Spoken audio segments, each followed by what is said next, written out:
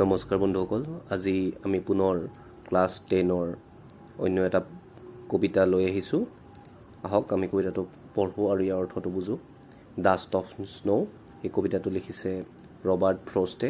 The way a crow shook down on me, the dust of snow from a hemlock tree has given my heart a sense of mood and shaped some part of a day I had rued.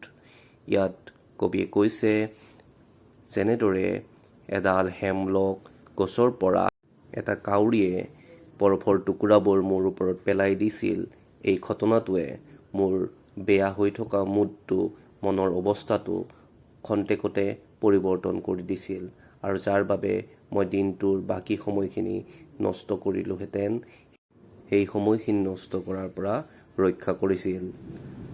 এই পয়েমটোৰ question এনচাৰবোৰ লাগিলে জনাব friends, কমেণ্টত লিখিব আৰু kindly subscribe কৰিব, like কৰিব। Thank U.